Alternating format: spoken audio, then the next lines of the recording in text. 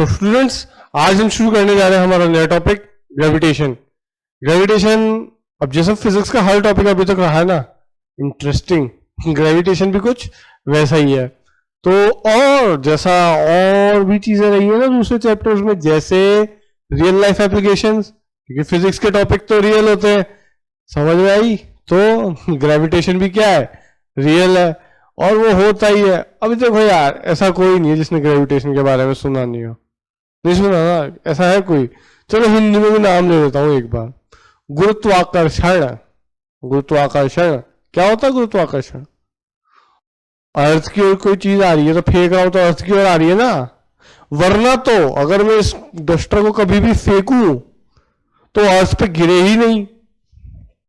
क्यों? क्योंकि बोला था ना यार कि according to first law that every action has an equal and opposite reaction, sorry, according to first law, if a body in motion the body in motion will continue to be in motion if it's never interrupted by any external force until unless any external force doesn't acts on it। समझ में आया? तो ऐसा होता तो duster तो फेंक दूं एक बार तो सब चीजें वैक्यूम में जाए ना, क्रिकेट होए, पता चला किसी ने भी बॉल मारी वो बस 6 ही जा रहा है, किसी ने भी बैट से उड़ाई सब कुछ बस 6 जा रहा है, पता चला फुटबॉल मारी नेट पे लगी हवा में ही है, जमीन पे तो कोई फुटबॉल खेल ही नहीं रहा है, हर बॉल में जो किक करेंगे वो ग्राउंड के बाहर, हर किसी को हर बार फाउल ही लगता रहेगा। तो यार गेम खेलने की इतनी मस्त चीज है ये तो कि जो तो गेम खेलने में तुम्हें हेल्प कर रही है, ये नहीं हो तो गेम ही पॉसिबल नहीं हो। पता चला किसी ने जेवलिन छोड़ दिया, ग्रेविटी ही नहीं है, जाता जा रहा है, जब तक कोई एक्सटर्नल फोर्स यानी कोई अपनी छाती ना दे दे और गेट जेवलिन आके ना हो जाए। तो ऐसा नहीं है ना, पर ऐसा नहीं है, जेवलिन भी कभी गिरता है, बॉल भी एक दूर जाके गिरती है, फुटबॉल जो है उसको किक मारते हैं तो गोल होके वापस आ जाती है। ये सब किसकी वजह से होता है यार? एक फोर्स होता होगा, उस फोर्स को नाम दे देता हूं मैं ग्रेविटेशन। अब ये हो किस पे रहा है? कोई भी चीज जा किधर रही है? जमीन पे जा रही है, धरती माँ पे जा रही है ना। सुनील शेट्टी ने बोला था ना धरती मेरी माँ है, तो धरती माँ की हो जाती है सारी चीजें। तो सारी चीजें धरती माँ की हो जाती है तो मतलब ये ताकत तो ना, ये सुपर पावर तो ना धरती माँ के अंदर है। सो इस सुपर पावर नहीं है वैसे, लेकिन ये है force. Gravitation is a force. तो ये सारे लॉ होल्ड करेगा किसके? फोर्स के। तो इसीलिए ग्रेविटेशन ही वो चीज है जिसके लिए मैं इसको फेंकता हूं तो ये वैक्यूम में नहीं जा रहा, हर बार बाहर नहीं जा रहा, जब बल्कि जमीन पे गिर रहा है। तो ग्रेविटेशन क्या है? फोर्स। कैसा फोर्स? जिसकी वजह से सब चीजें अर्थ पे गिर रही हैं। तो मैं बोल सकता हूं कि gravitation is a force by which everything is attracted towards अर्थ। पर ये गलत होगा, गलत होगा। व्हाई? बिकॉज ग्रेविटेशन जो है वो किन्हीं भी दो बॉडीज के बीच में हो सकता है। मैं बैठा हूं यहां इस समय, तुम बैठे हो कहीं और, हमारे तुम्हारे बीच में, मैं यहां बैठा हूं, वहां फिर डॉक्टर अमिताभ साहब, उनको मैं अट्रैक्ट कर रहा हूं अपनी ओर। तो ये फोर्स ऑफ अट्रैक्शन किसी के लिए कहीं भी हो सकता है और ये यूनिवर्सली हर बॉडी में एग्जिस्ट करता है। यूनिवर्स की हर बॉडी के बीच ही एग्जिस्ट करता है, मेरे और तुम्हारे बीच, मेरे और यहाँ बैठे किसी भी नॉन लिविंग थिंग के बीच, और यहाँ से 1000 किलोमीटर दूर कोई एलियन भी अगर है, वैसे तो अभी तक प्रूव नहीं हुआ है, बट अगर एलियन अगर है तो एलियन भी मेरे को और मैं उसको अट्रैक्ट कर रहे हैं। क्या कर रहे हैं? अट्रैक्ट कर रहे हैं एक दूसरे को। Why? Due to the force of gravitation. तो ग्रेविटेशन क्या हुआ? Force by which everything is attracted towards each other in this universe. इस यूनिवर्स में कोई भी चीज एक दूसरे की ओर क्यों अट्रैक्टेड है? ग्रेविटेशनल फोर्स की वजह से। किस वजह से? फोर्स ऑफ ग्रेविटी की वजह से। वो भी यही चीज है। अब इसकी डिस्कवरी कैसे हुई, इसको लेकर एक छोटी सी कहानी है, इंटरेस्टिंग सी कहानी है लेकिन।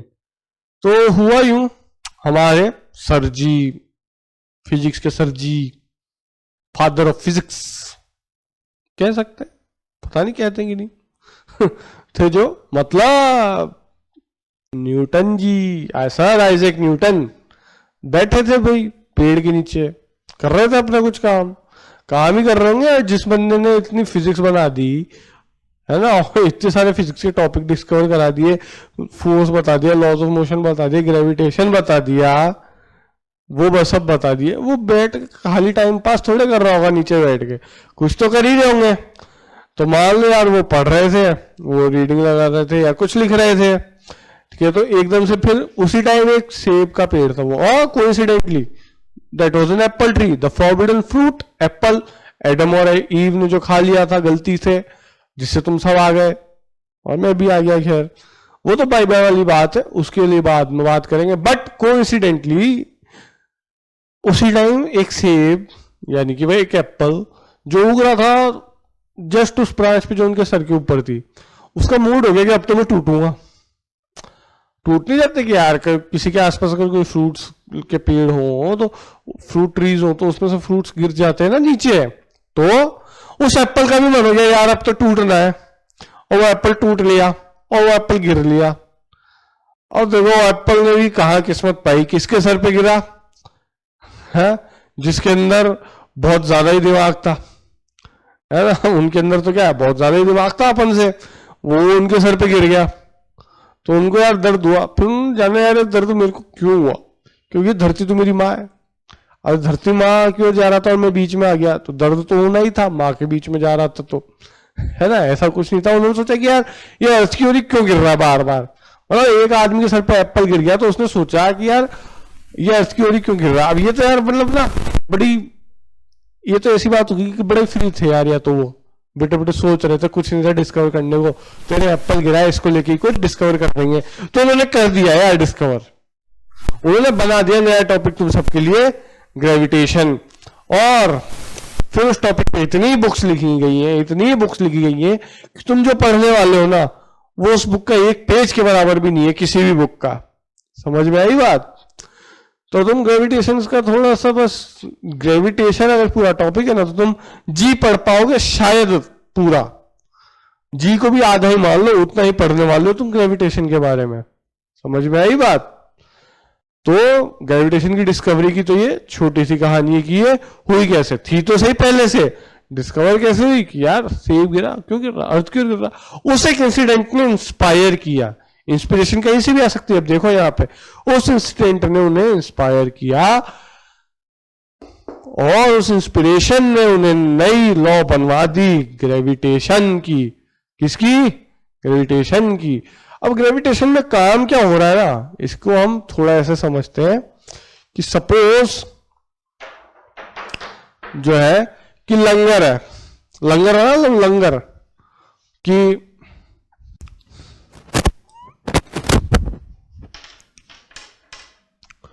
लंगर बनाया कभी, एक पत्थर बांध दिया इधर और उसको ले लिया इधर, अरे तो पेंडुलम हो गया, जस्ट मोर और लेस अ पेंडुलम।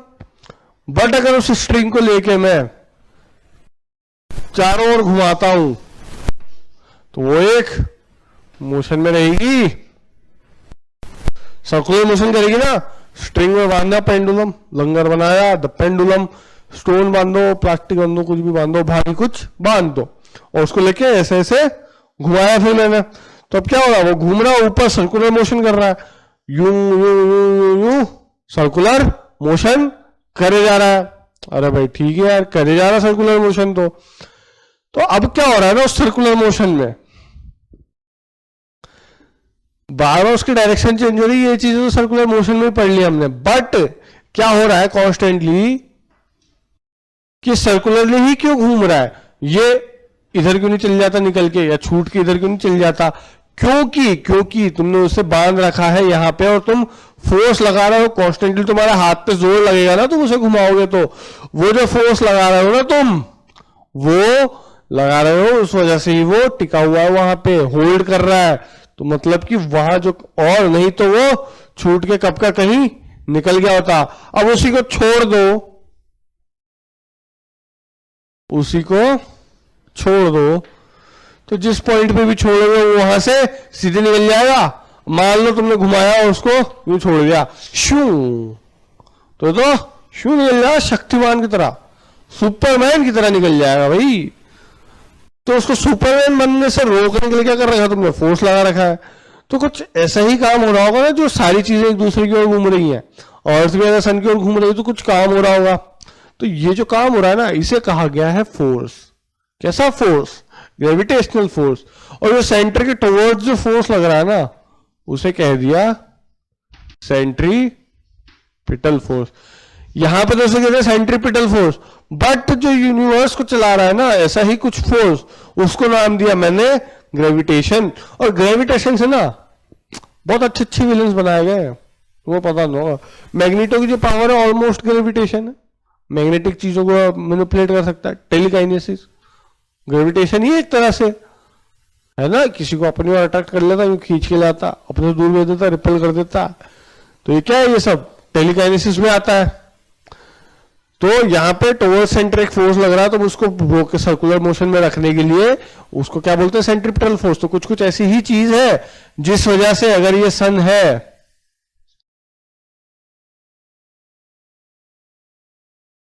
तो उसके चारों ओर अर्थ घूम पा रहा है। क्यों? सिर्फ इस एक फोर्स की वजह से, ग्रेविटेशन की वजह से। और ग्रेविटेशन किन किन के बीच में है?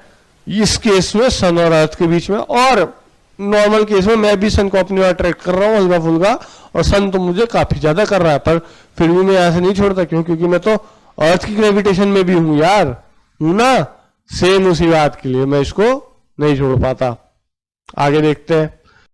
तो वो जब उन्होंने इतनी किताबें लिख दी ना, तो उसके बाद आई हमारे पास एक यूनिवर्सल लॉ ऑफ ग्रेविटेशन की किन्हीं भी दो बॉडीज के बीच में ग्रेविटी किस तरह से काम करती है। तो सपोज अगर एक बॉडी यहां है जिसका मास है m1, और दूसरी बॉडी यहां है जिसका मास है m2, ये बॉडी B, ये बॉडी A।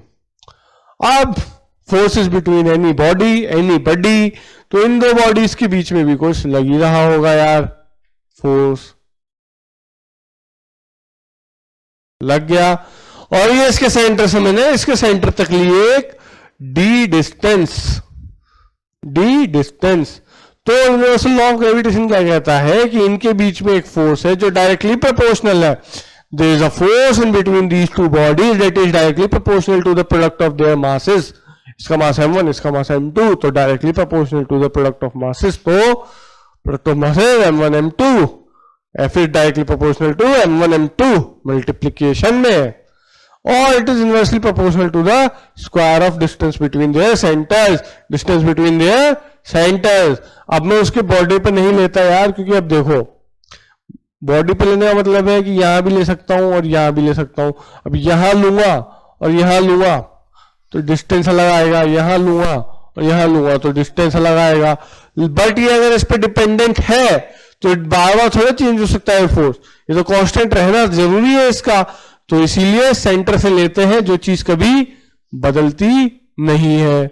तो अब देखो जैसे कि यार अगर मैं यहां खड़ा हूं मैं, और ये चीज यहां खड़ी है,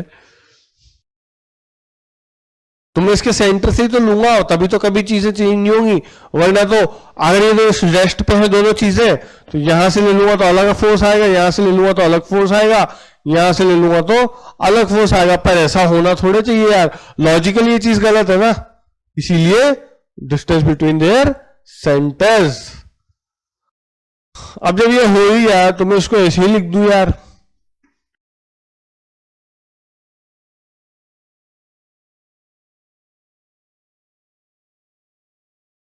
मल्टीप्लाई ही कर दिया बस ऊपर नीचे। और अगर इसको इक्वल टू करता हूं तो प्रोपोर्शनलिटी कांस्टेंट और द ग्रेविटेशनल कांस्टेंट आ जाता है मेरे पास। यानी कि ग्रेविटेशनल कांस्टेंट यानी कि इस चैप्टर की जान, मेरे चैप्टर में यही चीज है, बस इसके बिना काम नहीं होगा। ये है, अगर ये सीधा शक्तिमान तो ये है मुकेश खन्ना। समझ में आई बात? अगर ये बेंटन है तो ये ओमनिट्रिक्स है, इसके बिना इसका काम नहीं होगा।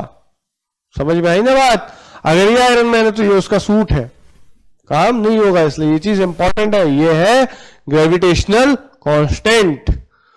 और बाकी चीज तो मैं निकाल ही चुका था।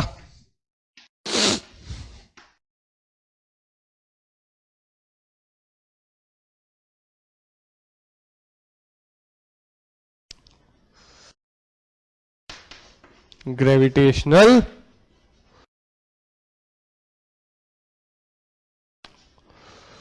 कांस्टेंट, कांस्टेंट है मतलब इसकी वैल्यू फिक्स्ड है कुछ, ये कभी अपनी वैल्यू नहीं बदलेगा, कभी नहीं बदलेगा यार। तो अगर ये वैल्यू फिक्स्ड है तो चलो देखते हैं कैसे निकलती है। बट यहां पे क्या है, F is equal to G m1 m2 upon D square, जहां D is the distance between the centres, m1 m2 is the masses of the objects, and f is directly proportional to m1 m2, or f is inversely proportional to the square of the distance between their centers, where g comes the gravitational constant, so f is equal to g 1m2 by d square। यह है universal law of gravitation, इसी पे सारी बातें होंगी आगे, समझ में आई।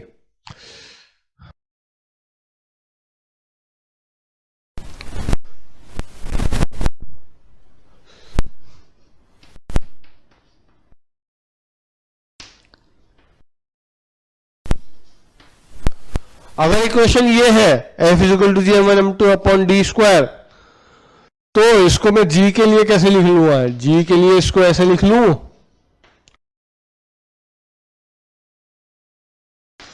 इस तरह से लिख लूं, लिख सकता हूं यार।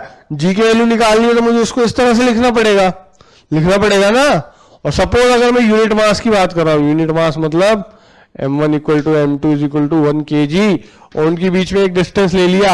यूनिट मतलब ऐसा यूनिट की डिस्टेंस, ऐसा यूनिट में d मीटर में होता है, यूनिट डिस्टेंस सबसे छोटा इंटीजर में ले लिया, सॉरी होल नंबर में ले लिया मैंने 1 मीटर, और उसको ले लिया 1 kg। तो यार देखो g is equal to f 1 metre का स्क्वायर, मीटर का स्क्वायर क्या रहा हुआ, मीटर का स्क्वायर, और mass 1 kg into mass 1 kg, यानी कि यहां पे क्या है, kg का भी स्क्वायर है, और फोर्स है ही सही, तो फोर्स की ऐसा यूनिट न्यूटन तो रहेगी। न्यूटन मूवी की बात नहीं कर रहे, साइंटिस्ट के नाम पे है न्यूटन। अभी न्यूटन पता नहीं कहां कहां आ जाएगा, क्योंकि भैया साइंस में हर जगह उन्होंने काम कर रखा है। तो देखो यार, तो जी क्या आ गया, g is equal to f, तो g is equal to f when m1 is equal to m2 is equal to 1 kg and d is equal to 1 metre, that is we take a unit mass of masses of 1 kg and distance between them to be 1 metre. तो यहां आ जाएगा g is equal to f, और g की unit क्या हो जाएगी, newton metre square by kg का -2 पर kg स्क्वायर। ये क्या है, SI यूनिट, इसे क्या बोलते हैं, SI यूनिट। समझ में आई बात। अब इसके आगे हम बात करते हैं इसके कैरेक्टरिस्टिक्स की। तो हम इसकी बात करते हैं इसके कैरेक्टरिस्टिक्स की, यानी कि चरित्र चित्रण की यानी कि कैरेक्टरिस्टिक्स की बात करते हैं कि इसमें काम हो क्या रहा है बेसिकली। अब देखो यार, किन्हीं भी दो बॉडीज के बीच में है, क्या है ये फोर्स, किन्हीं भी दो बॉडीज के बीच में, तो इसका क्या मतलब है, बॉडीज कांटेक्ट में नहीं है, तो ये एक नॉन कांटेक्ट फोर्स हो गया, नॉन कांटेक्ट फोर्स हो गया ना। तो कॉन्स्टेंटली ये इस पे F1 लगा रहा होगा, ये इस पे F2 लगा रहा होगा। पर अगर कोई सा भी एक फोर्स ज्यादा हो जाए, एक फोर्स कोई सा भी ज्यादा हो जाए, तो वो तो दूसरे बॉडी को अपनी ओर खींच लेगा। अगर ए का फोर्स ज्यादा हो गया, सपोज, या F2 ज्यादा हो गया, F1 कम हो गया, तो B जो है A में घुस जाएगा जाके, या A को घुसा लेगा अपनी ओर। बताओ क्या होगा, टकराएंगे ना फिर तो दोनों यार, टकराएंगे दोनों। अगर ऐसा हो गया, अट्रैक्ट कर ही रहे, तो किसी एक का अगर बहुत ज्यादा हो गया, तो मैं तो हमेशा उड़ के चल जाऊं सन की तरफ, मैं क्यों नहीं जा रहा, तुम उड़ के चल जाओ सन की तरफ, क्यों नहीं जा रहे, मून की तरफ चल जाओ, मून आके गिर जाए अर्थ पे, ऐसा क्यों नहीं हो रहा, क्यों नहीं हो रहा, क्योंकि ये है इक्वल एंड ओपोजिट। यानी कि क्या बना रहे हैं ये,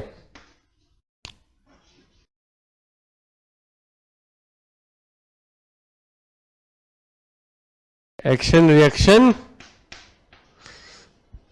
पेयर, इसी वजह से एक दूसरे में टकरा नहीं जाते, नहीं टकरा जाते, इसीलिए क्योंकि ये बना रहे हैं एक्शन रिएक्शन पेयर, जहां पे कैरेक्टरिस्टिक में फुल वही directly proportional to the product of the masses and inversely proportional to the square of the distance between them.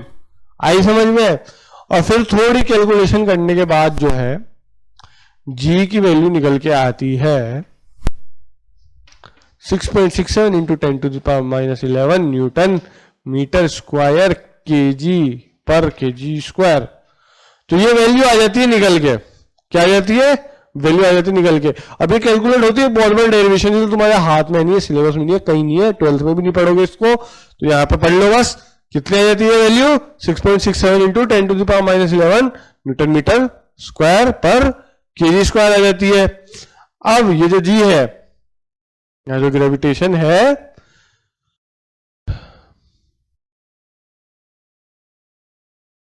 कि इसकी वैल्यू देख रहा है कितनी छोटी है। पहले तो 6.67 है और फिर माइनस 11 यानी कि 10 जीरो जाएंगे इस डेसिमल के पीछे। तो लिख के देखूं यार मैं, 1 2 3 4 5 6 7 8 9 10 6 6 7 newton metre square kg minus 2। अब सोचो यार, इतना छोटा सा फोर्स है, अगर 50 न्यूटन होता और या आधा ही होता, 0.5 होता, तो ही वो 25 न्यूटन हो जाता। तो अगर 50 न्यूटन को मैं इससे मल्टीप्लाई करूंगा तो सोचो कितना छोटा फोर्स आएगा यार, कितना छोटा फोर्स हो जाएगा। इसीलिए ग्रेविटेशनल फोर्स क्या हो जाता है? काफी वीक हो जाता है। इनफैक्ट ये होता है वीकेस्ट, ये होता है वीकेस्ट फोर्स है, ये weakest force non contact forces में सबसे वीक फोर्स है। But still it is responsible for the what? For the balance of the universe. Universe का बैलेंस ही इस पे बना हुआ है, लेकिन ये क्या है? सबसे वीक है, यानी कि सबसे कमजोर ने भी अपनी सत्ता बना रखी है यहाँ पे। चलो वो तो अलग बात है ना। पर देखो इसकी जी की वैल्यू कितनी छोटी आती है, इस वजह से क्या होता है, इसकी यूनिट वेरी वेरी स्मॉल हो जाता है ये, इसीलिए वीकेस्ट फोर्स है। क्यों? क्योंकि ग्रेविटेशनल कांस्टेंट जी की वैल्यू बहुत छोटी है और ये यूनिवर्सली सेम रहती है। चाहे मैं अर्थ से सन के बीच की मैं बात करूं, अपने से सन के बीच में बात करूं, मैं अपने और अमिताभ बच्चन के बीच में बात करूं, ये चीज काम करेगी, सेम रहेगी, यहां से ये दूर नहीं रहेगी, ये कभी किसी के लिए नहीं बदलेगी। ये क्योंकि ये कांस्टेंट है, ये कांस्टेंट है, ये किसी के लिए नहीं बदलेगा। प्राइम मिनिस्टर है, मेरे लिए भी वही है, तुम्हारे लिए भी वही है, ऐसा थोड़ा है, ये किसी के लिए नहीं बदलेंगे। इंडिया का प्राइम मिनिस्टर है वही, दूसरे देश का भी हुआ तो इंडिया का प्राइम मिनिस्टर ही बोलेगा उसको, तो ये चीज कभी नहीं बदलेगा, है ना। तो इस तरह से ये हो जाता है यूनिवर्सल लॉ ऑफ ग्रेविटेशन के कैरेक्टरिस्टिक्स। तो हमने अभी बहुत देख लिया, बेसिक बेसिक कंसेप्ट हमने समझ लिया। तो आगे बढ़ते हैं। तो हमने बात कर ली कैरेक्टरिस्टिक्स की, बात कर ली, अब हम बात कर लेते हैं इंपॉर्टेंस की, क्यों ये चीज इतनी जरूरी है कि हम पढ़ रहे हैं। सबसे पहली बात, this is the same law for which by which earth moves around the sun in a path, in a fixed path। यानी कि इंपॉर्टेंस क्या है इसकी सबसे बड़ी, कि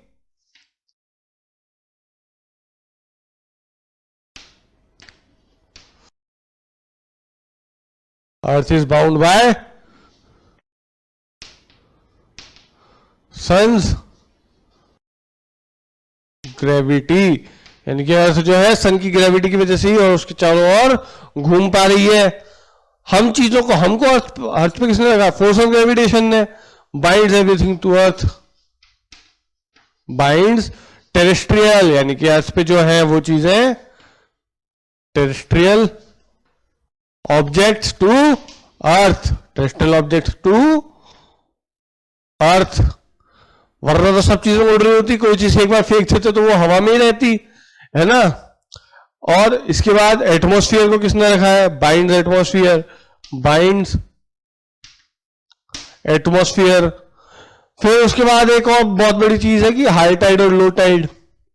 हाई टाइड कब होती है? जब मून की ग्रेविटेशन की वजह से होती है हाई टाइड और लो टाइड्स। तो यानी कि टाइड्स भी किसकी वजह से हो रही है? ग्रेविटी की वजह से बेसिकली, है ना। और सोचो, और सोचो,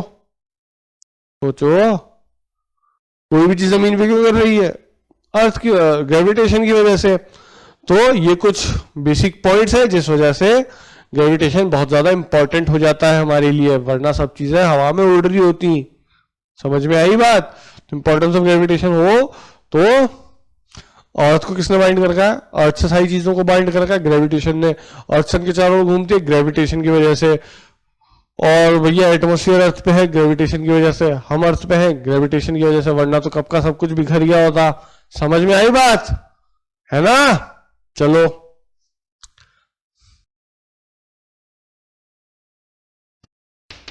तो हम ना अब देखने वाले हैं कुछ कैलकुलेशंस करके देखते हैं कि कुछ केसेस लेके देखते हैं, बना के देखते हैं कि होता क्या है जब ग्रेविटेशन किस केस में किस तरह से काम करेगा। तो सपोज पहला केस लेता हूं मैं, केस फर्स्ट क्या ले सकता हूं मैं? बोलो। केस फर्स्ट विल बी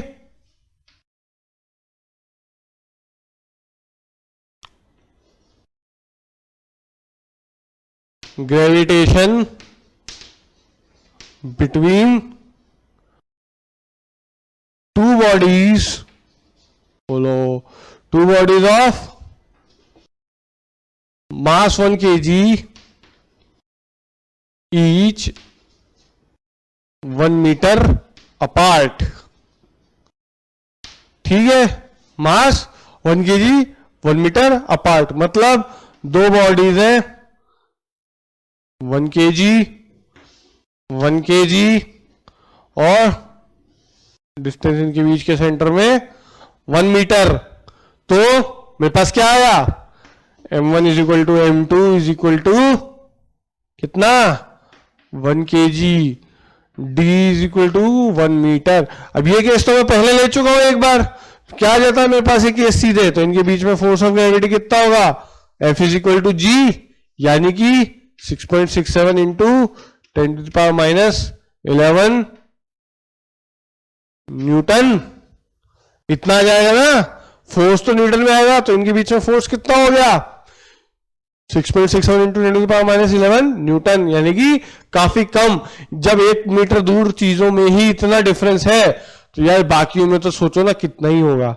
समझ में आई बात? आई समझ में? 6.67 इंटू 10⁻11 न्यूटन आएगा। यूनिट डिस्टेंस पे यूनिट मास रखे हुए हैं 1 kg के दो बॉल्स जो कि 1 मीटर दूर है, उनके बीच में 1 मीटर डिस्टेंस रहेगा। अगला केस देखते हैं। चलो एक दूसरा केस है कि 1 kg केप्ट ऑन अर्थ, यानी कि अर्थ पे कोई भी चीज है जो 1 kg की है ऑलमोस्ट, है ना, तो उसके और अर्थ के बीच में कितना फोर्स ऑफ ग्रेविटेशन होगा। इसको ऐसे चेक करो यार, ये है अपनी धरती मां, यानी कि अर्थ, ये है अर्थ, और ये है यहां से सेंटर है इसका, रेडियस जो है, रेडियस है इसका 6400 किलोमीटर। कितना है? कितना है भाई? 6400 किलोमीटर। 6400 किलोमीटर यानी कि मीटर में कितना हो गया? 6400,000 मीटर, यानी कि 64 इंटू 10⁵ मीटर। कितना हो गया? 64 इंटू 10⁵ मीटर हो गया। क्या है ये? Radius of earth, radius of earth. और अगर कोई चीज अर्थ पे ही रखी है तो वो अर्थ पे ही रखी है तो उसके इससे देख लो, उसके कंपैरिजन में कितना कम हो गया यार, ये डिस्टेंस कितना कम हो गया इसके सेंटर से अर्थ का। मैं खड़ा हूं, अर्थ का रेडियस अगर 64,000 करोड़ किलोमीटर, क्या है ये भाई, 64 लाख किलोमीटर है, तो 64 लाख 64 लैक्स के सामने 2-3 मीटर की क्या ही वैल्यू है यार।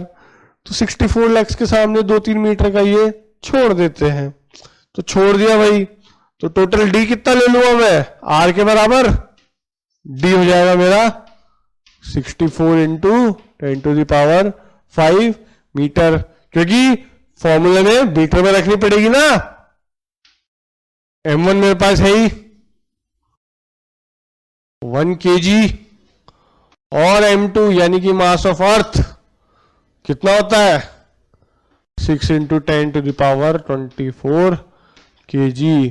6 के बाद 24 जीरो लगाओ और इतना बड़ा है अर्थ का मास। तो अगर हरक्यूलिस का जैसे कहते हैं या एटलस का जैसे कहते हैं कि उन्होंने अर्थ को अपनी पीठ पे लगा रखा है, सोच लो कितने मस्कुलर आदमी होंगे 6 के बाद भी 24 जीरो आ रहे हैं, इतनी बड़ी अर्थ को अपने पीठ पे उठा रखा है यार। चलो कोई बात नहीं, उठा रखा बढ़िया बात है, उठा रखा है। तो उन्होंने तो आसमान सर पे, कोई लोग आसमान सर पे उठाते हैं, धरती का सर पे उठा रखा है, मतलब चलो ठीक है भाई, ठीक है चलो और आगे देखें तो क्या होगा, देखो यार इसको देखते हैं हम। बात करें तो फोर्स कैसे दूंगा मैं इनके बीच का, G into M1 ME upon radius का ही स्क्वायर लूंगा ना, बस सिर्फ रेडियस का ही स्क्वायर लूंगा। तो ले लो यार, G को अभी G रहने दो, बहुत छोटा है, मल्टीप्लाई कर नहीं पाएंगे, बहुत छोटा है ऐसे भी, है ना। G रहने दो। ये क्या है, मास ऑफ अर्थ क्या है 6 इंटू 10⁻24 इंटू 1 भी क्यों मल्टीप्लाई कर रहा हूं मैं, 6 के बाद 24 तो ऐसे ही लगाने हैं, है ना। आर स्क्वायर, आर क्या है 6 इंटू 10⁵, 64 इंटू 10⁵ का स्क्वायर। तो यहां पे हम कुछ रफली कैलकुलेट करते हैं यार, देखो 6 इंटू 64 इंटू 64 इंटू 10⁻24 अपॉन 10⁻10 आएगा, 5 इंटू 2 हो जाएगा, यहाँ 10 आ जाएगा, यानी कि ये हो जाएगा कुछ इतना हो जाएगा। और फिर इसको G से भी मल्टीप्लाई करूंगा मैं, यानी कि 6.67 इंटू 10⁻11। तो यार देखो 10 to 10 तो इसने काट दिया, 14 यहां बचेगा, 14 में से 11 यहां कट जाएंगे, अब 11 यहां कट गए, 3 बचेगा। अब यहां क्या आ गया 10⁻3। अब 64 इंटू 64 जो है 6 से तो बहुत ही बड़ा होगा यार, 60 इंटू 60 विल बी 3600, 64 इंटू 64 तो उससे भी बड़ा होगा, 3600 में भी 2 जीरो आ जाएंगे। तो ये ऑलमोस्ट कुछ आ जाता है हमारे पास 0.0098। ये क्या है, फोर्स है ना, तो न्यूटन में बात करेंगे तो कितना हो जाता है 9.8 न्यूटन। कितना 9.8 न्यूटन। यानी कि कोई भी चीज अर्थ को, अर्थ पे रखिए या अर्थ की ओर अट्रैक्ट हो रही है, अर्थ की सरफेस पे कितना ग्रेविटेशन होगा, फोर्स ऑफ ग्रेविटेशन होगा 9.8 न्यूटन। अब सोचो 9.8 न्यूटन यानी करीब करीब 10 न्यूटन ही काफी है तुम्हें अर्थ पे पकड़ बनाने के लिए, और जुपिटर की ग्रेविटी इससे भी ज्यादा है, तो यानी कि जुपिटर पे तो सुपरमैन उड़ ही नहीं सकता, शक्तिमान भी काम नहीं करेगा, ठीक है। तो यहां देखो अर्थ का ग्रेविटेशन कितना आ जाता है, ऑलमोस्ट 10 न्यूटन के बराबर आ जाता है। अर्थ पर रखी किसी भी चीज को कितना फोर्स ऑफ ग्रेविटेशन एक्सपीरियंस करती है कोई चीज, कितना ऑलमोस्ट 10 न्यूटन, 10 न्यूटन करीब वो एक्सपीरियंस कर लेती है। अगले केस की ओर आते हैं।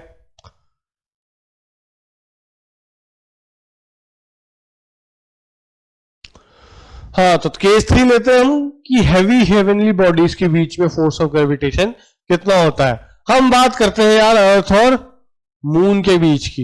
ये अर्थ है हमारा, ये हमारे चंदा मामा, इनके बीच का जो डिस्टेंस है सोच लो यार कितना ज्यादा होगा, क्या ही सोच पाओगे, चलो बता देता हूं 3.84 इंटू 10⁸ मीटर।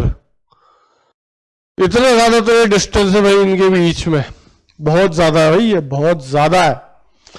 सोचो यार 8 जीरो लगा के देखो ना 3 के बाद, लाइट की स्पीड ऑलमोस्ट है ये, ऑलमोस्ट लाइट की स्पीड, यानी कि लाइट की स्पीड कितनी होती है 3 इंटू 10⁸ मीटर पर सेकेंड होती है ना, तो ऑलमोस्ट इतनी है ये, करीब जितनी लाइट की स्पीड होती है ना मीटर पर सेकंड में, उतना मैग्नीट्यूड है इसका, मैग्नीट्यूड वाइज लाइट की स्पीड के बराबर, यानी कि काफी ज्यादा। मास ऑफ अर्थ हमने अभी देखा था कितना था 6 इंटू 10⁻24 kg। और फिर अब हम देखेंगे मास ऑफ मून कितना है, अर्थ से ज्यादा नहीं है, थोड़ा सा ही कम है,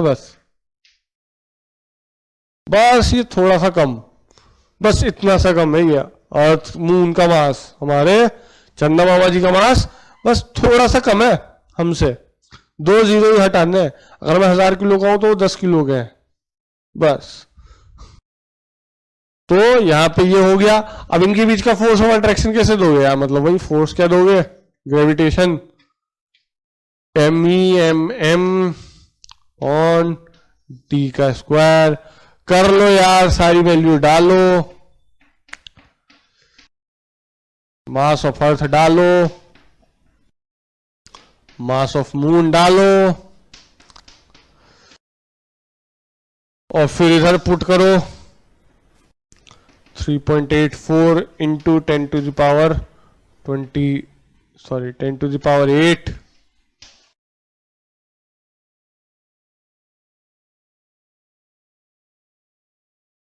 कि 8 का स्क्वायर। आज इनको तो तुम कैलकुलेट करते रहना, देखो अभी तो फुर्सत नहीं है इतनी। तो इसके बीच की में बराबर आ जाता है,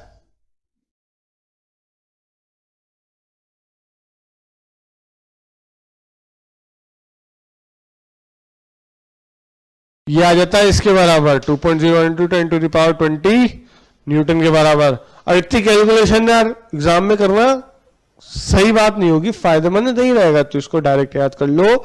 2.0 इंटू 10⁻20 न्यूटन नहीं होता है तो 2 इंटू 10⁻20 न्यूटन याद करो। कैसे, देखो यार 20 कैसे आ सकता है, देखो यहां से 16 आ जाएगा, यहाँ 11 है, 16 और 11 -16 -11 प्लस हो जाके आपस में क्या बना लेंगे, -27।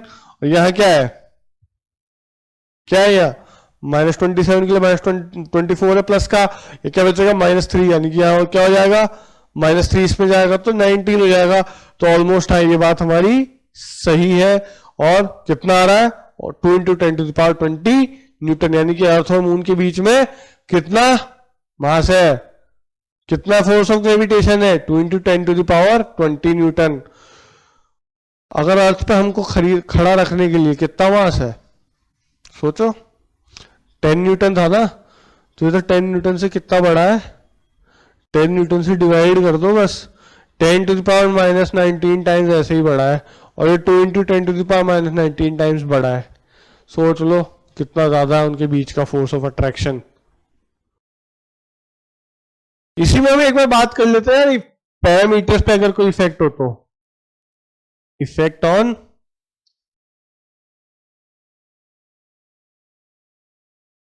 पैरामीटर्स। पैरामीटर्स पे क्या इफेक्ट होता है, देखो यार, इफ पहला इफेक्ट देखो, if mass masses are halved, अगर दोनों के मासेस को हाफ कर दूं तो पहले कितना रहेगा, F equal to G m1 m2 upon D square, masses को हाफ कर दो m1/2 into m2/2 into G upon R square, यानी कि सॉरी डी स्क्वायर ले लो, यहां डी स्क्वायर हो जाएगा, क्या हो जाएगा ये m1 m2 into 1/4 D square into G. ये चीज कितनी ज्यादा है, कितनी है ये, कितनी है, एफ के बराबर है ना, तो 1/4 टाइम्स ऑफ एफ आ जाएगा। नया फोर्स क्या होगा, अगर उसी बिना डिस्टेंस चेंज किए मासेस को हाफ कर दिया तो उनके बीच का फोर्स ऑफ ग्रेविटेशन 1/4 हो जाएगा, पहले के मुकाबले कम हो जाएगा, है ना। तो ये तो हो गया पहला केस। क्या किया मैंने, इफ मासेस आर हाफ, मतलब m1 और m2 को आधा कर दिया, आधा कर दिया भाई, तो पहले कितना आ रहा था m1 m2 bye D square, अब कितना आ रहा है डी स्क्वायर, तो डी स्क्वायर ही उतना ही है, उतना ही है। और मासेस को कर दिया आधा, तो हाफ इंटू हाफ 1/4, 1/4 टाइम्स ये एफ ही आ गया, तो 1/4 टाइम्स एफ आ जाएगा। नया फोर्स होगा क्या, जब हाफ हो जाएंगे दोनों मासेस, अगर हाफ हो जाते हैं तो फोर्स जो है 1/4 टाइम्स हो जाता है, यानी कि 4 टाइम्स डिवाइड हो जाता है, समझे। दूसरा लेते हैं यार, इनिशियल वाला यहां लिख लेते हैं हम अपना, इतना तो सब पे लग रहा है। If distance is doubled, if distance is doubled. अब देखो F is directly proportional to M1 M2 का प्रोडक्ट, तो अगर वो आधे हो गए तो ये आधा हो गया, बट ये इनवर्सली प्रोपोर्शनल है D स्क्वायर के। तो अगर D आधा हो रहा है, हाफ हो रहा है, कम हो रहा है, सॉरी यहाँ पे तो ट्वाइस हो रहा है, तो यानी कि ये बढ़ रहा है तो F क्या हो जाएगा, फिर से कम हो जाएगा। पर यहाँ डबल कर रहा हूं मैं, तो सपोज अगर यहाँ पे पहले D था, अब क्या हो गया 2D हो गया, मासेस चेंज नहीं हुए, मासेस चेंज नहीं हुए, तो F क्या आया फिर से G M1 M2 bye 2D का होल स्क्वायर, यानी कि G M1 M2 bye 4D square, यानी कि फिर से नया F डैश क्या आ जाएगा, F डैश आ जाएगा 1/4 टाइम्स F। तो इस केस में भी क्या आ गया, फोर्स ऑफ कितना आया 1/4 टाइम्स F। इस केस में भी फोर्स नया कितना आया 1/4 टाइम्स F, यानी कि मासेस को आधा कर दो या डिस्टेंस को डबल कर दो, फोर्स इक्वल प्रोपोर्शन में कम हो रहा है। फोर्स तब भी, अगर या तो मास आधा कर रहा हूं, मासेस को आधा कर रहा हूं, तो फोर्स को डबल कर दूं तो भी बराबर हो जाएगी, बात हो जाएगी कि नहीं, देखो होनी तो चाहिए। मैथमेटिकली देखते हैं इसको,